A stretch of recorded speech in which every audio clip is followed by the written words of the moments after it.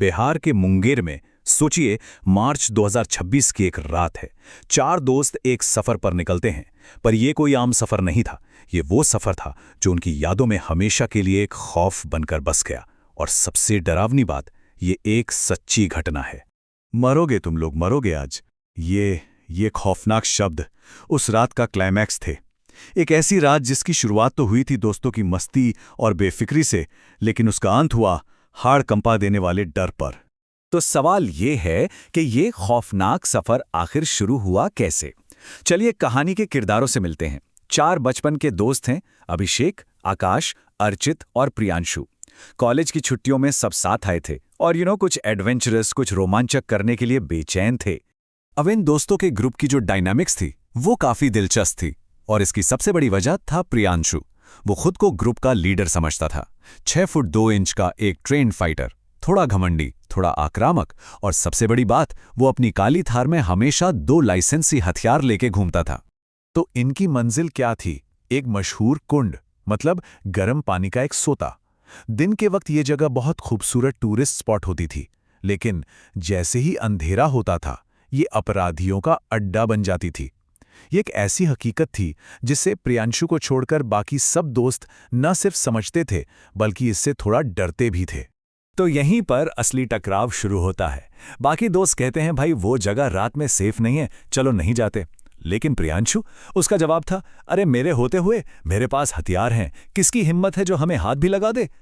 मतलब दोस्तों की समझदारी के आगे प्रियांशु का जो ओवर कॉन्फिडेंस था वो भारी पड़ गया, और उसने सबको उस खतरनाक रात के सफर के लिए मजबूर कर ही दिया। तो बस प्रियांशु की जिद के आगे सबको झुकना पड़ा, और यहीं से शुरू हुआ उनका वापसी का डरावना सफर। वक्त हो रहा था रात के 11:30 का। चारों दोस्त उस सुनसान कुंड से निकल चुके थे। गाड़ी चला रहा था अभिषेक, और वो थार को घने एकदम काले जंगल की सड़क से निकाल रहा था। प्रियांशु थोड़ा नशे में भी था। और इसी रास्ते पर तनाव धीरे धीरे बढ़ने लगता है। पहले सड़क पर एक अकेला आदमी दिखाई देता है जो लिफ्ट के लिए हाथ हिला रहा है। वो उसे अनदेखा कर आगे बढ़ जाते हैं। थोड़ा और आगे 2 आदमी सड़क के और करीब खड़े मिलते हैं, और फिर 5 लोगों का एक पूरा समूह जो लगभग पूरी सड़क को घेर कर खड़ा है। हर बार अभिषेक को तेजी से गाड़ी उनके बगल से निकालनी पड़ी, और कार के अंदर का माहौल और भी खौफनाक होता गया। ये साफ हो गया था कि ये सड़क वाकई असुरक्षित थी। उस आखिरी ग्रुप को पार करने के ठीक बाद थार को एक जोर का झटका लगता है और इंजन पूरी तरह से बंद हो जाता है। चारों तरफ बस घना अंधेरा और एक डरावनी खामोशी। और इसी खामोशी में जो डर अब तक सिर्फ महसूस हो रहा था वो हकीकत बन गया। कार के अंदर एकदम से घबराहट फैल गई। अभिषेक पागलों की तरह चाबी घुमा रहा था, इंजन को फिर से चालू करने की हर कोशिश कर रहा था, लेकिन गाड़ी टस से मस नहीं हो रही थी। तभी पीछे की खिड़की पर एक बहरा कर देने वाला धमाका होता है, जोर का बैंग। इस धमाके से सब बुरी तरह चौंक गए। प्रियांशु का गुस्सा तो जैसे 7वें आसमान पर पहुंच गया। वो चिल्लाने लगा, बाहर निकलकर लड़ना चाहता था, लेकिन उसके दोस्तों ने उसे कसकर पकड़ लिया। भीख मांगने लगे कि प्लीज मामले को और मत बढ़ा। और तभी ड्राइवर की तरफ वाली खिड़की पर एक साया उभरता है। यह कोई आम इंसान नहीं था, एक अविश्वसनीय रूप से लंबा आदमी। इतना लंबा कि वो ऊंची थार से भी ऊंचा लग रहा था। उसने कार पर फिर से इतनी जोर से मारा कि पूरी गाड़ी हिल गई, और फिर अपनी गहरी, रूह कंपा देने वाली आवाज में उसने कहा, तुमको मरना है क्या रे? और बस यही वो पल था जब सब कुछ बदल गया।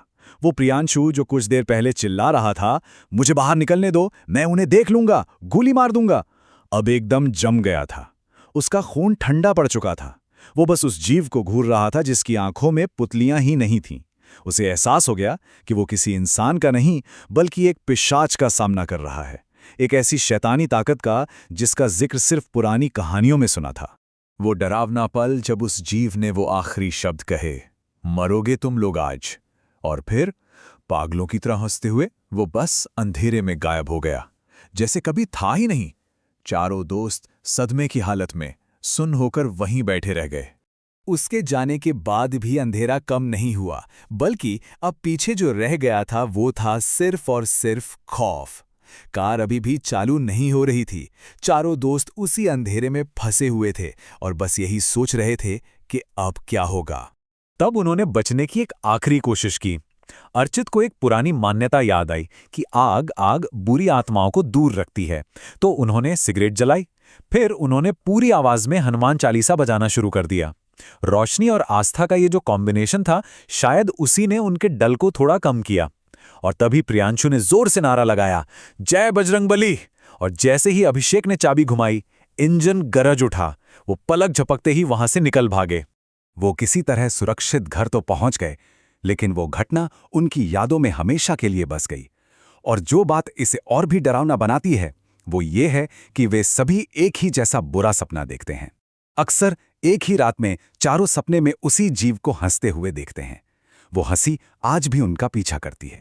तो इस पूरी कहानी से असली सबक क्या मिलता है? यही कि असली ताकत शारीरिक क्षमता या हथियार रखने में नहीं है। उस रात प्रियांशु की बॉडी, उसकी ट्रेनिंग, उसके हथियार सब बेकार साबित हुए। असली ताकत तो मानसिक और आध्यात्मिक होती है। वो समझदारी जो खतरे से बचने में मदद करती है, और वो हिम्मत जो उस आतंक का सामना करने में मजबूत रखती है जिससे मुक्के नहीं लड़ सकते। अंत में ये उसके दोस्तों की समझदारी और उनकी सामूहिक आस्था ही थी जिसने उन्हें बचाया। और अंत में ये कहानी हमें एक जरूरी सवाल के साथ छोड़ जाती है। जरा सोचिए, असली खौफ क्या है? सड़क पर दिखने वाला वो साया, या फिर वो अहंकार, वो घमंड जो आपको उस अंधेरे तक ले गया?